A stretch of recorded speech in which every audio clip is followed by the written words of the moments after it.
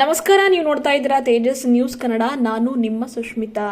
2025ರಿಂದ 26ನೇ ಸಾಲಿನ ಪ್ರತಿಷ್ಠಿತ ಶಾಲೆಗಳಿಗೆ ಪರಿಶಿಷ್ಟ ವರ್ಗಗಳ ಪ್ರತಿಭಾವಂತ ವಿದ್ಯಾರ್ಥಿಗಳನ್ನು ದಾಖಲಿಸುವ ಕಾರ್ಯಕ್ರಮದಡಿಯ ಅರ್ಹತಾ ಪರೀಕ್ಷೆ ಮೂಲಕ ಆಯ್ಕೆಗೊಂಡ ವಿದ್ಯಾರ್ಥಿಗಳ ಪಟ್ಟಿ ಪ್ರಕಟ ವಿಷಯದಲ್ಲಿ ವಿದ್ಯಾರ್ಥಿಗಳಿಗೆ ಅನ್ಯಾಯ, ಮೋಸ ಮಾಡಲಾಗಿದೆ ಎಂದು ಪರಿಶಿಷ್ಟ ವರ್ಗಗಳ ಕಲ್ಯಾಣ ಇಲಾಖೆ ಅಧಿಕಾರಿ ಬಳಿರಾಮ್ ಅವರು ಮೂಡಿಸಿದ ಗೊಂದಲವೇ ಇದಕ್ಕೆ ಕಾರಣ ಎಂದು ಕರೆದ ಸುದ್ದಿಗೋಷ್ಠಿಯಲ್ಲಿ ಸಂಗೊಳ್ಳಿ ರಾಯಣ್ಣ ಅಭಿಮಾನಿ ಬಳಗದ ಉಪಾಧ್ಯಕ್ಷರು ಪವನಗೊಂಡ ಹಾಗೂ ಪ್ರದೀಪ್ ಅವರು ಪಾಲಕರ ಸಮ್ಮುಖದಲ್ಲಿಯೇ ಮಾತನಾಡಿ ಗಂಭೀರ ಆರೋಪ ಮಾಡಿದ್ದಾರೆ. ಬಳಿರಾಮ್ ಅವರು ಅವ್ಯವಹಾರ, ಹಗರಣ ಮಾಡಿದ್ದಾರೆ ಎನ್ನುವ ಗಂಭೀರ ಆರೋಪ ಮಾಡಿದ್ದಾರೆ. ಅವರು ಹಾಗೂ ಅವರ ಕೆಳಹಂತದ ಅಧಿಕಾರಿಯಾಗಿರುವ ಅನಿತಾ ಸಂಗಮೇಶ್ ವಿದ್ಯಾರ್ಥಿಗಳ ಆಯ್ಕೆ ಪಟ್ಟಿ ಮಾಡುವಲ್ಲಿ ಮೋಸ ಮಾಡಿದ್ದಾರೆ. ಮೂರು ಬಾರಿ ವಿದ್ಯಾರ್ಥಿಗಳ ಪಟ್ಟಿ ಪ್ರಕಟಗೊಂಡರೂ ಕೂಡ ಅದರಲ್ಲಿ ಸತ್ಯಾಸತ್ಯತೆ ಇರಲಿಲ್ಲ. ದುಡ್ಡು ಕೊಟ್ಟು ಶ್ರೀಮಂತ ಮಕ್ಕಳನ್ನ ಮಾತ್ರ ಆಯ್ಕೆ ಮಾಡಿದ್ದಾರೆ ಎಂಬ ಗಂಭೀರ ಆರೋಪ ಈ ವೇಳೆ ಮಾಡಿದರು. ಹಾಗೂ ಡಯಟ್ ಅಧಿಕಾರಿ ಕೂಡ ಇದರಲ್ಲಿ ಶಾಮೀಲಾಗಿದ್ದಾರೆ ಎಂದು ದೂರಿದರು. ಅವರ ಕಾರ್ಯಕಾಲದಲ್ಲಿ ಅಂದರೆ ಪರಿಶಿಷ್ಟ ವರ್ಗಗಳ ಕಲ್ಯಾಣ ಇಲಾಖೆ ಅಧಿಕಾರಿ ಬಳಿರಾಮ್ ಅವರ ಕಾರ್ಯಕಾಲದಲ್ಲಿಯೇ ವಿದ್ಯಾರ್ಥಿಗಳ ಮೊದಲ ಪಟ್ಟಿ ಪ್ರಕಟಗೊಂಡು ವಿದ್ಯಾರ್ಥಿಗಳ ಪಾಲಕರಿಗೆ ಇಲಾಖೆ ಅಧಿಕಾರಿ ಕರೆ ಮಾಡಿ ನಿಮ್ಮ ಮಕ್ಕಳು ಪರೀಕ್ಷೆ ಮೂಲಕ ಸೆಲೆಕ್ಟ್ ಆಗಿದ್ದಾರೆ ಅಂತ ಹೇಳಿ ಡಾಕ್ಯುಮೆಂಟ್ ವೆರಿಫಿಕೇಶನ್ ಮಾಡಬೇಕು ಅಂತ ಹೇಳಿ ಎಲ್ಲಾ ಪ್ರೊಸೀಜರ್ ಆದ ಬಳಿಕವೇ 35 ವಿದ್ಯಾರ್ಥಿಗಳು ಪ್ರತಿಷ್ಠಿತ ಶಿಕ್ಷಣ ಸಂಸ್ಥೆಯಾಗಿರುವ ಭಾಲ್ಕಿ ಕಡ್ಯಾಳ ಗುರುಕುಲಕ್ಕೆ ತೆರಳಿದ್ದು 4 ದಿವಸದ ಬಳಿಕ ನಿಮ್ಮಗಳ ಅಡ್ಮಿಷನ್ ಅಂದ್ರೆ ವಿದ್ಯಾರ್ಥಿಗಳ ಅಡ್ಮಿಷನ್ ಕ್ಯಾನ್ಸಲ್ ಆಗಿದೆ ಎಂದು ಹೇಳಿ 19 ವಿದ್ಯಾರ್ಥಿಗಳಿಗೆ ಗೇಟ್ ಪಾಸ್ ರಿಸಿಪ್ಟ್ ನೀಡಿ ಮನೆಗೆ ಕಳುಹಿಸಿದ್ದಾರೆ. ಇಲಾಖೆಯವರು ಕಡ್ಯಾಳ ಗುರುಕುಲ ಶಾಲೆಯವರು ಮಕ್ಕಳ ಭಾವನೆ ಹಾಗೂ ಭವಿಷ್ಯದ ಜೊತೆಗೆ ಚೆಲ್ಲಾಟವಾಡಿದ್ದಾರೆ ಎಂದು ದೂಷಿಸಿದರು. ಕಾರಣ ಕೇಳಿದ್ರೆ ಕಡ್ಯಾಳ ಗುರುಕುಲ್ನವರು ಅಧಿಕಾರಿ ಬಳಿರಾಮ್ ಅವರ ಅಡ್ಮಿಷನ್ ಕ್ಯಾನ್ಸಲ್ ಮಾಡಿ ಅಂತ ಹೇಳಿದಾಗಲೇ ನಾವು ಅಡ್ಮಿಷನ್ ಅನ್ನ ಕ್ಯಾನ್ಸಲ್ ಮಾಡಿದ್ದೇವೆ ಎಂದು ಪಾಲಕರಿಗೆ, ಪೋಷಕರಿಗೆ ಮಾಹಿತಿ ನೀಡಿದ್ದಾರೆ. ಬಳಿಕ ವಿದ್ಯಾರ್ಥಿಗಳ ಸೆಕೆಂಡ್ ಲಿಸ್ಟ್ ಬಿಡುಗಡೆ ಮಾಡುವಲ್ಲಿಯೂ ಅಧಿಕಾರಿ ನಿಯಮಗಳನ್ನು ಗಾಳಿಗೆ ತೂರಿ ಅರ್ಹತಾ ಪರೀಕ್ಷೆ ಮೂಲಕ ಆಯ್ಕೆಗೊಂಡ ವಿದ್ಯಾರ್ಥಿಗಳ ತಾತ್ಕಾಲಿಕ ಪಟ್ಟಿಯನ್ನು ಪ್ರಕಟಗೊಳಿಸದೆ ನೇರವಾಗಿ ಇದೇ ವಿದ್ಯಾರ್ಥಿಗಳು ಸೆಲೆಕ್ಟ್ ಆಗಿದ್ದಾರೆ ಎಂದು ಪ್ರಕಟಿಸಿದ್ದು ಇಲ್ಲಿಯೂ ಕೂಡ ಅನ್ಯಾಯ ಮಾಡಲಾಗಿದೆ. ಇನ್ನು ಸೆಕೆಂಡ್ ಲಿಸ್ಟ್ ಬಿಡುಗಡೆ ಮಾಡುವುದಕ್ಕೂ ಮುನ್ನವೇ ಯಾವ ವಿದ್ಯಾರ್ಥಿಗಳು ಸೆಲೆಕ್ಟ್ ಆಗಿದ್ದಾರೆ ಆ ವಿದ್ಯಾರ್ಥಿಗಳ ಪಾಲಕರು ಅಧಿಕಾರಿಗೆ ಹೋಗಿ ಸನ್ಮಾನ ಮಾಡಿದ್ದು ಎಲ್ಲೋ ಒಂದು ಕಡೆ ಪೋಷಕರು ಹಾಗೂ ಅಧಿಕಾರಿ ನಡುವೆ ಒಪ್ಪಂದ ಆಗಿದೆ ಎನ್ನುವ ಸಂಶಯ ಮೂಡಿ ಬರ್ತಾ ಇದೆ ಎಂದು ತಿಳಿಸಿದರು. ಬರೀ ಅಷ್ಟೇ ಅಲ್ಲದೆ ಸೆಲೆಕ್ಟ್ ಆದ ಮಕ್ಕಳಲ್ಲಿ ಶ್ರೀಮಂತರ ಮಕ್ಕಳೇ ಇದ್ದಾರೆ. ರಿವ್ಯಾಲ್ಯೂಯೇಷನ್ ಬಳಿಕವೂ ಕೂಡ ಯಾವುದೇ ಬದಲಾವಣೆಯಾಗಿಲ್ಲ. ಉಲ್ಟಾ 20-30 ಮಾರ್ಕ್ಸ್ ಡಿಫರೆನ್ಸ್ ಬಂದಿದೆ. ಕಮ್ಮಿ ಇದ್ದವರ ಮಾರ್ಕ್ಸ್ ಹೆಚ್ಚಾಗಿದೆ, ಹೆಚ್ಚಿದ್ದವರ ಮಾರ್ಕ್ಸ್ ಕಮ್ಮಿ ಆಗಿದೆ. ನಿಯಮಾನುಸಾರ ಮಕ್ಕಳ ಸೆಲೆಕ್ಷನ್ ಮಾಡಿಲ್ಲ. ವಿಧವಾ, ಸಿಂಗಲ್ ಪೇರೆಂಟ್ ಮಕ್ಕಳನ್ನ, ಅನಾಥ ಮಕ್ಕಳನ್ನ ಕೈ ಬಿಡಲಾಗಿದೆ. ರಿವ್ಯಾಲ್ಯೂಯೇಷನ್ ಬರೀ ನಾಮಕೆ ವಾಸ್ತೆ ಮಾಡಿದ್ದಾರೆ. ಮನ ಬಂದಂತೆ ಮಾರ್ಕ್ಸ್ ಹಾಕಿದ್ದಾರೆ. ಇದರಲ್ಲಿ ಡಯಟ್ ಅಧಿಕಾರಿ ನಿರ್ಲಕ್ಷ್ಯ ಕೂಡ ಎದ್ದು ಕಾಣ್ತಾ ಇದೆ. ಇವರು ಕೂಡ ಇದರಲ್ಲಿ ಶಾಮೀಲಾಗಿದ್ದಾರೆ ಎನ್ನುವಂತಹ ಸಂಶಯ ಮೂಡಿ ಬರ್ತಿದೆ ಎಂದು ಆರೋಪ ಮಾಡಿದ್ರು. ದುಡ್ಡು ಕೊಟ್ಟವರಿಗೆ ಮಾತ್ರ ಆಯ್ಕೆ ಮಾಡಲಾಗಿದೆ ಎಂಬ ಗಂಭೀರ ಆರೋಪ ಕೂಡ ಕೇಳಿ ಬಂದಿತು. ಆಯ್ಕೆಯಾದ ವಿದ್ಯಾರ್ಥಿಗಳ 3ನೇ ಪಟ್ಟಿ ಬಿಡುಗಡೆ ಮಾಡಿದಾಗಲೂ ನಾವುಗಳು ಆಕ್ಷೇಪ ವ್ಯಕ್ತಪಡಿಸಿದ್ದೆವು, ತಡೆ ಹಿಡಿಯುವಂತೆ ಹೇಳಿದ್ದೆವು, ಮನವಿ ಕೂಡ ಮಾಡಿದ್ದೆವು. ಆದರೆ ಅಧಿಕಾರಿ ಬಳಿರಾಮ್ ಅವರು ನಮ್ಮಗಳ ಮನವಿಗೆ ಕ್ಯಾರೆ ಅನ್ನದೆ ತರಾತುರಿಯಲ್ಲಿ ಅಂತಿಮ ಪಟ್ಟಿ ಪ್ರಕಟಗೊಂಡಿದ್ದಲ್ಲದೆ ಫೈನಲ್ ಲಿಸ್ಟ್ ಕಡ್ಯಾಳ ಗುರುಕುಲ್ನವರಿಗೆ ಕಳುಹಿಸಿದ್ದಾರೆ. ಹಾಗಾಗಿ ಇದು ಒಬ್ಬರಿಂದ ಆಗಿರುವ ತಪ್ಪಿಲ್ಲ. ವಿದ್ಯಾರ್ಥಿಗಳ ಆಯ್ಕೆಗಾಗಿನೇ ಒಂದು ಕಮಿಟಿ ಅಂತ ಇದೆ. ಆ ಕಮಿಟಿ ಅಧ್ಯಕ್ಷರು ಜಿಲ್ಲಾಧಿಕಾರಿಗಳೇ ಆಗಿರುವುದರಿಂದ 3 ಪಟ್ಟಿಗಳನ್ನ ಕೈಬಿಟ್ಟು ಮರು ಪರೀಕ್ಷೆ ಮಾಡುವ ಮೂಲಕ ವಿದ್ಯಾರ್ಥಿಗಳಿಗೆ ನ್ಯಾಯ ಒದಗಿಸಿ ಎಂದು ಈ ಮೂಲಕ ಆಗ್ರಹ ಮಾಡಿದರು. ವಿದ್ಯಾರ್ಥಿಗಳ ಭವಿಷ್ಯದ ಜೊತೆಗೆ ಚೆಲ್ಲಾಟವಾಡಿದ ಪರಿಶಿಷ್ಟ ವರ್ಗಗಳ ಕಲ್ಯಾಣ ಇಲಾಖೆ ಅಧಿಕಾರಿ ಬಳಿರಾಮ್ ಆಗಿರಬಹುದು, ಅಲ್ಲಿಯೇ ಕೆಲಸ ಮಾಡುವ ಅನಿತಾ ಸಂಗಮೇಶ್ ಹಾಗೂ ಡಯಟ್ ಅಧಿಕಾರಿ ಕುಶಲ್ ಅವರ ವಿರುದ್ಧವೂ ಕೂಡ ಕ್ರಮ ಕೈಗೊಳ್ಳಬೇಕು, ಇವರನ್ನ ಅಮಾನತು ಮಾಡಬೇಕು, ಇವರ ವಿರುದ್ಧ ಗಂಭೀರ ಕ್ರಮ ಕೈಗೊಳ್ಳಬೇಕು ಎನ್ನುವಂತ ಆಗ್ರಹ ಕೂಡ ಮಾಡಿದ್ರು. ಹಾಗೂ ಅಡ್ಮಿಷನ್ ಮಾಡಿಕೊಂಡು 4 ದಿವಸ ವಿದ್ಯಾರ್ಥಿಗಳನ್ನ ಶಾಲೆಯಲ್ಲಿ ಇರಿಸಿಕೊಂಡು ಬಳಿಕ ಅಧಿಕಾರಿ ಮಾತು ಕೇಳಿಕೊಂಡು ಅಡ್ಮಿಷನ್ ಕ್ಯಾನ್ಸಲ್ ಮಾಡಿದ ಕಡ್ಯಾಳ ಗುರುಕುಲ್ ವಿರುದ್ಧವೂ ಕೂಡ ಕ್ರಮ ಜರುಗಿಸಬೇಕು ಎನ್ನುವ ಒಂದು ಒತ್ತಾಯವನ್ನ ಮಾಡಿದ್ರು. ಹಾಗೂ ಗಂಭೀರ ತನಿಖೆ ಆದಾಗ ಮಾತ್ರ ಇವರೆಲ್ಲರ ಮೇಲೆ ಹಾಗೂ ಆಯ್ಕೆಯಾದ ಪಟ್ಟಿಯಲ್ಲಿ ಆಗಿರತಕ್ಕಂಥ ಗೊಂದಲದ ವಿಷಯವಾಗಿ ತನಿಖೆ ಮಾಡಿದಾಗ ಮಾತ್ರ ತಪ್ಪಿತಸ್ಥರು ಅವ್ಯವಹಾರ ಮಾಡಿರುವುದು ಬೆಳಕಿಗೆ ಬರುತ್ತದೆ ಎಂಬ ಒತ್ತಾಯ ಕೂಡ ಮಾಡಿದ್ರು. ಈ ಸಂದರ್ಭದಲ್ಲಿ ಕನಕದಾಸ, ಸುಧಾಕರ್, ಕಲಾವತಿ, ಸುವರ್ಣ, ಪ್ರೀತಿ, ವಿಜಯಲಕ್ಷ್ಮಿ, ಬಸವರಾಜ ಸೇರಿದಂತೆ ಹಲವು ಪಾಲಕರು ಉಪಸ್ಥಿತರಿದ್ದರು. ಎಸ್ಟಿ ಆಫೀಸ್ ವತಿಯಿಂದ ಎಸ್ಟಿ ನಮ್ಮ ಕೂಟದಿಂದ ಸುಮಾರು 35 ವಿದ್ಯಾರ್ಥಿಗಳಿಗೆ ಪರೀಕ್ಷೆ ತಗೋತಾರೆ. 5ನೇ ಪಾಸ್ ಆದಂಥ ವಿದ್ಯಾರ್ಥಿಗಳಿಗೆ ಪರೀಕ್ಷೆ ತಗೋತಾರೆ. ಪರೀಕ್ಷೆ ತೊಗೊಂಡಿನ ಮ್ಯಾಕ ಅವ್ರು ಬಂದೇಳಿ ಪಾಸ್ ಆದ್ರು ಅಂತಂದ್ರೆ ಅವ್ರಿಗೆ 6ನೇ ತರಗತಿ ಹಿಡಿದು 10ನೇ ತರಗತಿ ತನಕ ಫ್ರೀ ಎಜುಕೇಷನ್ ಇರ್ತದೆ. ಅವು ಯಾವ ಸಂಸ್ಥೆ ಅಂತಂದ್ರೆ ಕಡ್ಯಾಳ ಗುರುಕುಲು, ಮಾಣಿಕ್ ಪ್ರಭು ಈ ಥರ ಸಂಸ್ಥೆಗಳ್ದಾಗ ಇರ್ತದೆ. ಈ ರೀತಿ ಸಂಸ್ಥೆಗಳ್ದಾಗ ಇರ್ತದೆ. ಮಾಣಿಕ್ ಓಕೆ ಹೂರು ಅವರಿಗೆ ಯಾವ ವಿದ್ಯಾರ್ಥಿಗಳು ಪಾಸ್ ಆಗ್ಯಾರ ಆ ವಿದ್ಯಾರ್ಥಿಗಳಿಗೆ ಕಡ್ಯಾಳ ಗುರುಕುಲ್ ಸ್ಕೂಲು, ಅದೇ ರೀತಿಯಾಗಿ ಮಾಣಿಕ್ ಪ್ರಭು ಸ್ಕೂಲು, ಈ ರೀತಿ ಸ್ಕೂಲ್ಗಳದಾಗ ಅವರಿಗೆ 35 ಜನ ಎಸ್ ಟಿ ಕೋಟಾದ 35 ಜನ ವಿದ್ಯಾರ್ಥಿಗಳಿಗೆ ಫ್ರೀ ಅಡ್ಮಿಷನ್ ತೊಗೋತಾರೆ.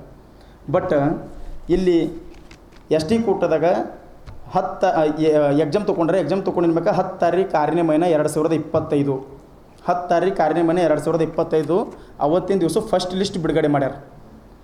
ಅವತ್ತಿನ ದಿವಸ ಫಸ್ಟ್ ಲಿಸ್ಟ್ ಬಿಡುಗಡೆ ಮಾಡಿ 18 ತಾರೀಕು 6ನೇ ಮಹಿನೆ 2025ಕ್ಕೆ ಎಸ್ ಟಿ ಆಫೀಸಿಂದ ಎಲ್ಲ ಪೇರೆಂಟ್ಸ್ಗಳಿಗೆ ಫೋನ್ ಹೋಯ್ತದೆ.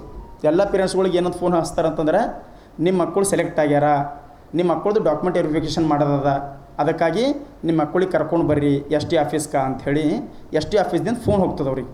ಇವರೆಲ್ಲ 19 ತಾರೀಕು ಇವ್ರ ಮಕ್ಕಳಿಗೆ ಡಾಕ್ಯುಮೆಂಟ್ಸ್ ತೊಗೊಂಡು ಎಸ್ ಟಿ ಆಫೀಸ್ಗೆ ಹೋಗ್ತಾರೆ.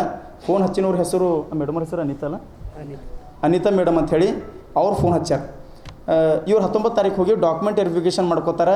ಮಾಡ್ಕೊಂಡಿನ ಮ್ಯಾಕ ನಿಮ್ಮ ಮಕ್ಕಳು ಸೆಲೆಕ್ಟ್ ಆಗ್ಯಾರಿ ಅಂತೇಳಿ ಫೋಟೋ ಹುಡ್ಕೋತಾರೆ.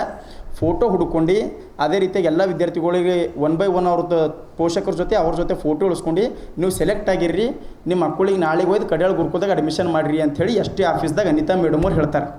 ಅದು ಆದ ನಂತರ ಈ ಪೇರೆಂಟ್ಸ್ಗಳು ಏನು ಮಾಡ್ತಾರೆ ಅಂತಂದ್ರೆ, 19 ತಾರೀಕು 6ನೇ ಮಹಿನೆ 2025 ಅವ್ರವ್ರದ್ದು ಮಕ್ಕಳಿಗೆ ಕಡ್ಯಾಳ ಗುರುಕುಲ್ ಸ್ಕೂಲಿಗೆ ಕರ್ಕೊಂಡು ಹೋಗಿ ಅಡ್ಮಿಷನ್ ಮಾಡ್ಲಿಕ್ಕೆ ಹೋಗ್ತಾರೆ.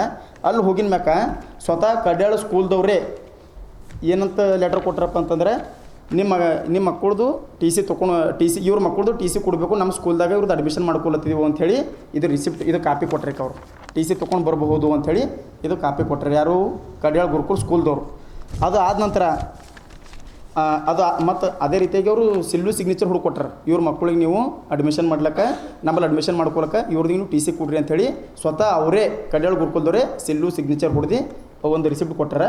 ಅದೇ ರೀತಿಯಾಗಿ ಈ ವಿದ್ಯಾರ್ಥಿಗಳು ಪೋಷಕರು ಅವ್ರದ್ದು ಡಾಕ್ಯುಮೆಂಟ್ ಎಲ್ಲ ತೊಗೊಂಡು ಹೋಗಿನ ಮ್ಯಾಕ ಟಿ ಸಿ ಅದು ತೊಗೊಂಡು ಹೋಗಿನ ಮ್ಯಾಕ ಅಡ್ಮಿಷನ್ ಮಾಡ್ಕೊಂಡಿದ್ದು ಫೀಸ್ ಅದ. ಇದು ಎಷ್ಟು?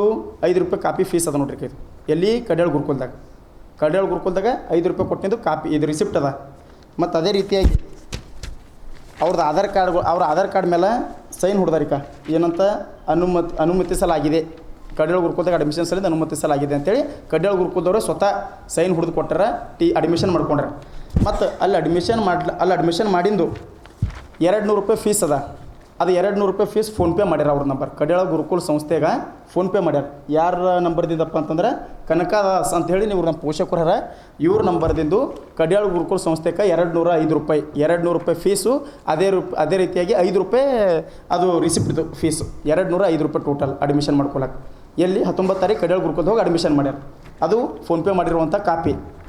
ಅದು ಆದ ನಂತರ ಇವ್ರ ಮಕ್ಕಳಿಗೆ ಒಯ್ದು ಕಡ್ಯಾಳ ಗುರುಕುಲ್ದಾಗ ಬಿಟ್ಟು ಬರ್ತಾರೆ. ಬಿಟ್ಟು ನನ್ನ ಮಗ ಅವರಿಗೆಲ್ಲ ಸಂದೂಕು, ಬ್ಯಾಗು, ಬಕೆಟು, ಮೈ ತೊಳ್ಕೊಳಕ್ಕೆ ಜಗ್ಗು, ಏನೇನು ಬೇಕು ಎಲ್ಲ ಮಾತಿನ ವ್ಯವಸ್ಥೆ ಅವ್ರ ಮಕ್ಕಳಿಗೆ ಇಸ್ಕೊಟ್ಟು ಮಗ ಚಂದ ಸಾಲಿ ಕಲಿ, ಮುಂದೆ ಏನಾರ ಡಾಕ್ಟರ್ ಇಂಜಿನಿಯರ್ ಆಗಟ್ಟಿ ಅಂಥೇಳಿ ತಿಳಿಸಿ ಬುದ್ಧಿ ಹೇಳಿ ಅವ್ರ ಮಕ್ಕಳಿಗೆ ಕಳಿಸಿ ಬಂದಿರ್ತಾರೆ. ಯಾರು? ಪೋಷಕರು.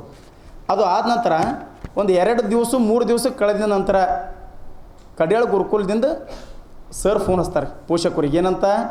ನಿಮ್ಮ ಮಕ್ಕಳಿಗೆ ಬಂದು ವಾಪಸ್ ಕರ್ಕೊಂಡು ಹೋಗ್ರಿ ಅಂತೇಳಿ ಪೋಷಕರಿಗೆ ಫೋನ್ ಹಚ್ತಾರೆ.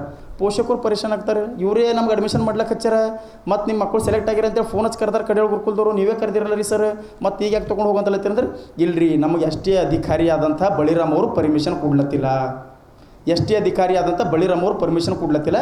ಒಂದು ವೇಳೆ ನೀವು ಅವ್ರದಿಂದ ಪರ್ಮಿಷನ್ ತೊಗೊಂಡು ಬಂದಿರಿ ಅಂತಂದ್ರೆ ನಂಬಲ್ಲಿ ನಾವು ನಿಮಗೆ ಅಡ್ಮಿಷನ್ ಹಿಂಗೆ ಕಂಟಿನ್ಯೂ ಇಟ್ಕೋತೇವೆ, ಇಲ್ಲಂದ್ರೆ ನಂಬಲ್ಲಿ ಮಾಡಿ ನೀವು ಅಡ್ಮಿಷನ್ ವಾಪಸ್ ತೆಕ್ಕೊಂಡು ಹೋಗ್ರಿ ಅಂತಂತಾರೆ.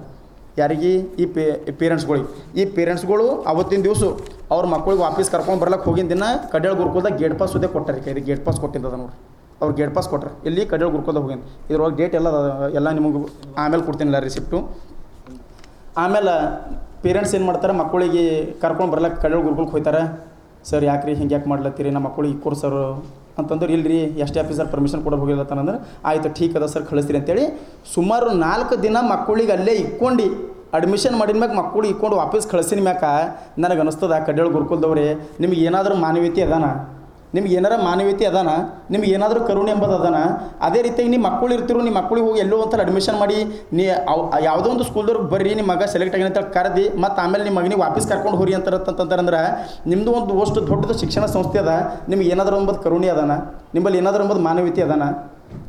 ಮತ್ತು ಇಲ್ಲಿ ಯಾರಿಗೆ ವಾಪಸ್ ಕರ್ಕೊಂಡು ಹೋಗಂತಂದ್ರೆ ಅಂತಲತ್ತೀರಿ, ಅವ್ರು ಅಷ್ಟೂ ಜನ ಸಿಂಗಲ್ ಪೇರೆಂಟ್ಸ್ ವಿದ್ವೆ, ಅವ್ರಿಗೆ ಯಾರಿಗೂ ತಂದೆ ಇಲ್ಲ.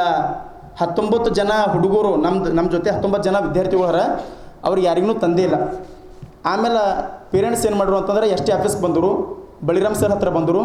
ಬಳಿರಾಮ್ ಸರಿಗೆ ಕೇಳ್ತಾರೆ, ಸರ್ ನಮ್ಮ ಮಕ್ಕಳಿಗೆಲ್ಲ ವಾಪಸ್ ಕಳಿಸಿರಿ ಸರ್, ಯಾಕ್ರಿ ಸರ್ ನೀವು ಪರ್ಮಿಷನ್ ಕೊಡೋರು ಹೋಗಿರಿ ಅಂತಂದ್ರೆ ಸ್ವಲ್ಪ ದಿನ ವೇಟ್ ಮಾಡಿರಿ, ನಾವು ಇನ್ನೊಂದು ಲಿಸ್ಟ್ ಮಾಡ್ಲತ್ತಿದ್ದೆವು ಅಂತೇಳಿ ಯಾರು ಹೇಳ್ತಾರೆ, ಬಳಿರಾಮ್ ಅವ್ರು ಹೇಳ್ತಾರೆ ಪೇರೆಂಟ್ಸಿಗೆ. ಆಯ್ತು ಸರ್, ಯಾಕೋ ಸೆಕೆಂಡ್ ಲಿಸ್ಟ್ ಅನೌನ್ಸ್ ಮಾಡ್ತಂತಲತ್ತೀರಿ, ಪರವಾಗಿಲ್ಲ ಸರ್ ಮಾಡಿರಿ, ಅದು ಆಗಿನ ಮೇಕೆ ಹೋಯ್ತೀವಿ ಅಂತೇಳಿ ಪೇರೆಂಟ್ಸ್ ಎಲ್ಲ ಬಂದರು. ಅದು ಆದ ನಂತರ ಸುಮಾರು ನಮಗೆ ಇವ್ರದಿಂದ ಅಧಿಕಾರಿಗಳದಿಂದ ನ್ಯಾಯ ಸಿಗೋಗ್ಯದ. ನೀವು ಪತ್ರಿಕಾ ಮಾಧ್ಯಮದವ್ರು 4ನೇ ಅಂಗ ಇದ್ದಿನಾಗ ನಿಮ್ದಿಂದ ನಮಗೆ ಏನಾದರೂ ನ್ಯಾಯ ಸಿಗ್ತಿರ್ಬಹುದೇನೋ, ನಿಮ್ದಿಂದ ನಮಗೆ ಏನಾರ ನ್ಯಾಯ ಸಿಗ್ತದೇನೋ. ನನ್ನ ಜೊತೆ ಎಲ್ಲ ನೊಂದು ಪೋಷಕರ ಪಾಪ ವಿಧವೆ ಆಗಿನವ್ರು ಅಂತಾರೆ, ವಿಧವೆ ಆಗಿನ ಹೆಣ್ಮಕ್ಳರ ಅವ್ರು ನಮ್ಮ ಜೊತೆ ಸ್ಟ್ರೈಕ್ ಮಾಡ್ಲತ್ತರ, ರಾತ್ರಿ 8 ತಕ ಬಂದಾರ.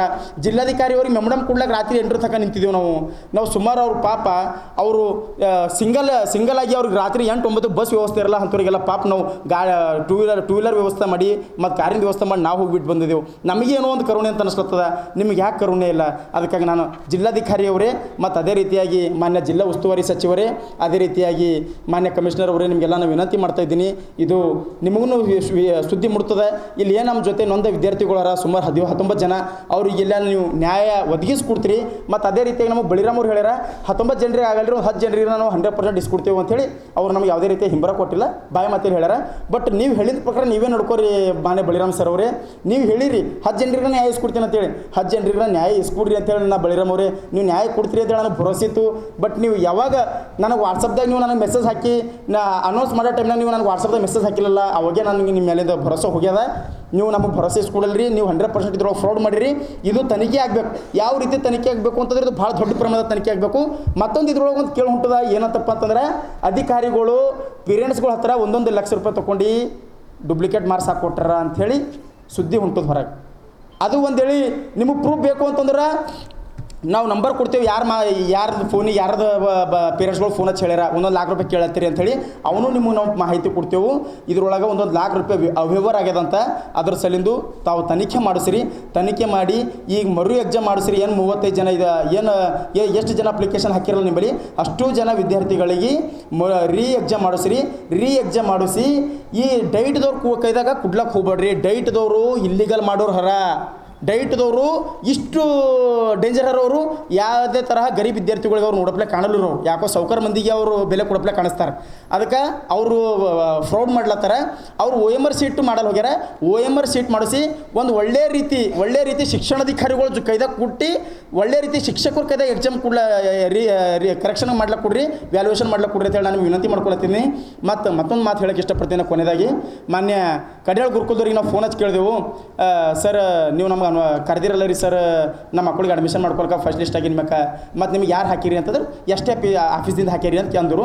ಮಾನ್ಯ ST ಆಫೀಸ್ ಬಳಿರಾಮ್ ಅವ್ರಿಗೆ ಹೋಗಿ ಕೇಳಿದೆವು, ಸರ್ ನಮ್ಮ ಕಡ್ಯಾಳ ಗುರುಕುಲದವ್ರು ಕರೆದಾರ ಅಡ್ಮಿಷನ್ ಮಾಡ್ಕೊಳಕ್ಕೆ, ಮತ್ತು ಅವ್ರಿಗೆ ಯಾರು ಹಾಕಿರ ಈಸ್ ಮಕ್ಕಳು ಸೆಲೆಕ್ಟ್ ಆಗಿ ಅಂತೇಳಿ ಅವ್ರಿಗೆ ಹೆಂಗೆ ಗೊತ್ತಾಯ್ತು, ನೀವು ಹಾಕಿದ ಮ್ಯಾಕೆ ಅವ್ರಿಗೆ ಗೊತ್ತೈತಿಲ್ಲ ಅಂತೇಳಿ ಮಾನ್ಯ ಬಳಿರಾಮ್ ಅವ್ರಿಗೆ ಕೇವ್ರು ಅವ್ರು ಏನಂತ ಹೇಳಿ ನಾ ಅವ್ರಿಗೆ ಕೊಟ್ಟಿಲ್ಲ, ನನಗೆ ಗೊತ್ತೇ ಇಲ್ಲ.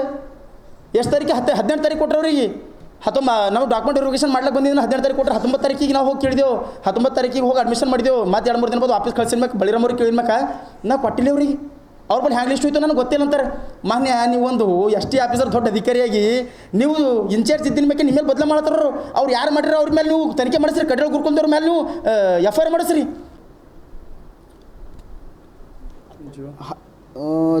ಜೂನ್ ನಂತರ ಬಂದಿದೆ.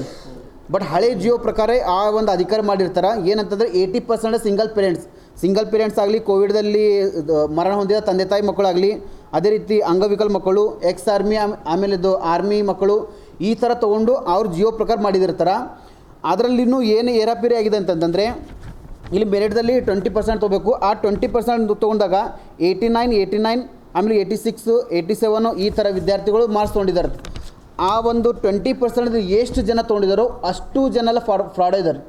ಯಾಕಂದ್ರೆ ಇದು ಎಕ್ಸಾಮ್ ಆಗಲ್ಕಿಂತ ಮುಂಚೆ ಕಾಲ್ಫಾರ್ಮ್ ಆದ ನಂತರ ಎಕ್ಸಾಮ್ ಯಾವತ್ತು ಬರ್ದಾರೋ ಎಕ್ಸಾಮ್ ಬರೆದಂಥ ಮರುದಿವ್ಸ ರೀ ಈ ಡೈಟ್ ಅಧಿಕಾರಿಗೆ ಹಾಗೂ ST ಅಧಿಕಾರಿಗೆ ಪೇರೆಂಟ್ಸ್ ಕಾಂಟ್ಯಾಕ್ಟ್ ಮಾಡಿನೂ ಪ್ರೂಫ್ ಆಯ್ತಾ.